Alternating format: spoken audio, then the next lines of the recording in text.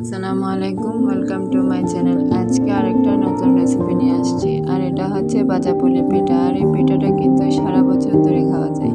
মচমচে ভাজাপুলি পিঠা আমি কিভাবে তৈরি করেছি সেটা আপনাদের দেখাবো। আশা করি ভিডিওটি সবার ভালো লাগবে। আর রেসিপিটি যদি ভালো লাগে, নতুন রেসিপি পাওয়ার জন্য সবাই চ্যানেলটাকে সাবস্ক্রাইব করবেন। চলুন তাহলে পিঠাটা তৈরি করে নিই। প্রথমে আমি 3টা ভেজে নিলাম। তারপরে একটি প্যানে 4 চা চামচ চিনি দিয়ে তারপর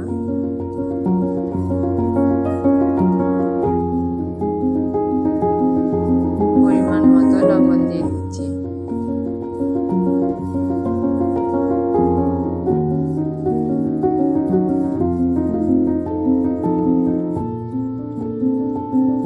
এখন নারকেলটা দিয়ে দেব।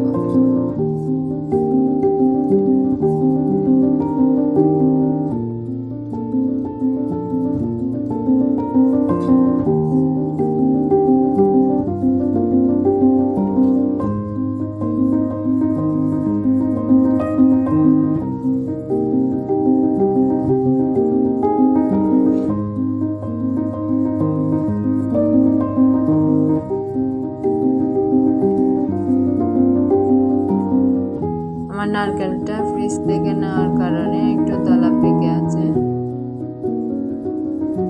এজন্য একটু সময় লাগতেছে আমার।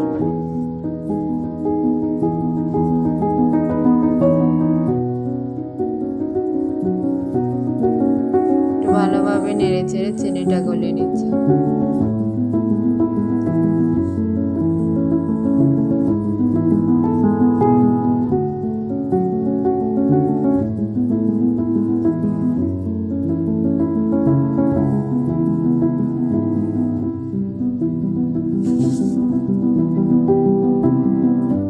আপনারা যদি পিঠা আরো বাড়িয়ে বানাতে চান, তার জন্য এই নারকেলটা আর একটু বাড়িয়ে নেবেন।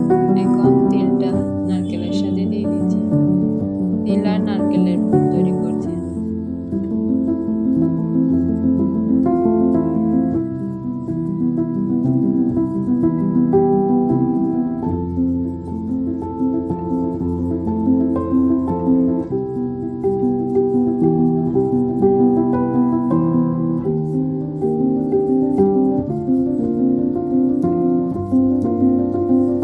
পুরটা নামিয়ে আমি এক সাইডে রেখে দিচ্ছি। এখন ডোটা তৈরি করে নেব। ডো তৈরি করার জন্য হাফ কাপ করে 2 কাপ ময়দা নিয়ে নিলাম। হাফ কাপ করে 1 কাপ ময়দা, পরিমাণ মতো লবণ আর তেল দিয়ে ভালোভাবে মিক্স করে নেব।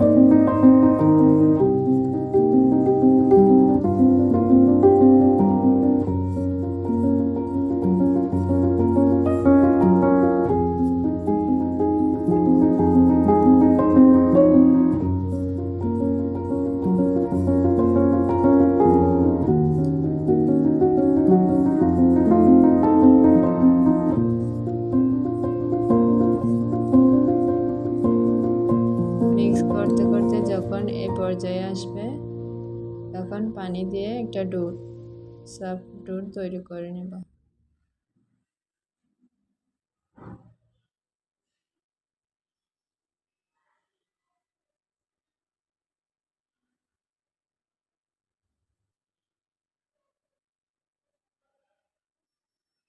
বেশি শক্তও না, বেশি নরমও না, একটা মসৃণ ডো তৈরি করে নিতে হবে।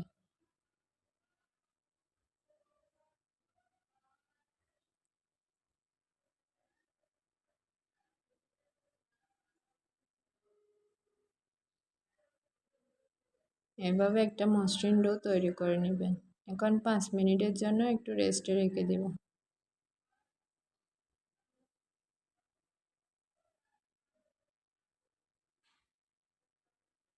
5 মিনিট পর লেচি কেটে নিয়ে এভাবে,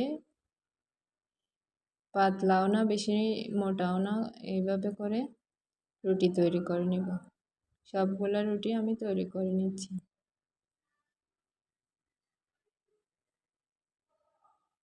আমার রুটি তৈরি হয়ে গেছে।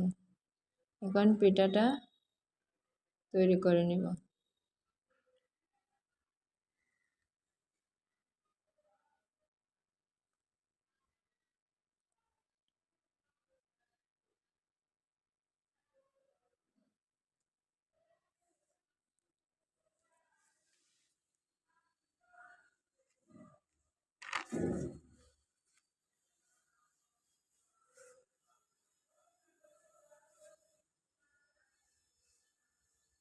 আমি আসলে ভাজটা খুব একটা ভালো পারি না, আমার থেকে আপনারা হয়তো ভালো পারেন।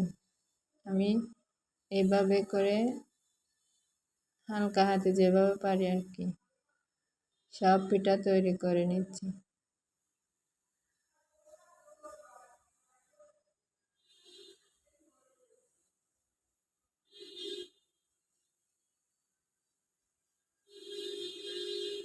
ভাজটা কোনো রকম হচ্ছে আর কি, ভালো হচ্ছে না।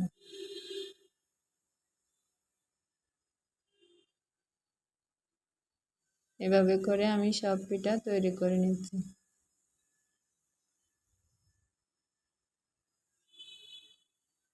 এখন একটি প্যানে তেল দিয়ে ভালোভাবে গরম হয়ে আসলে তখন পিঠাটা দিয়ে দিব।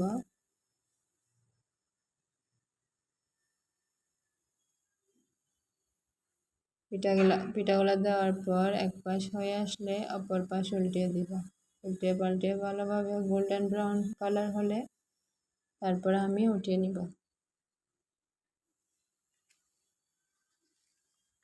বানানো হয়ে গেছে আমার নারকেল তেলের ভাজা পুলি। আশা করি আজকের রেসিপিটা আপনাদের ভালো লেগেছে। আর আমার রেসিপিগুলো যদি ভালো লাগে লাইক, কমেন্ট, শেয়ার এবং সাবস্ক্রাইব করতে ভুলবেন না। ধন্যবাদ।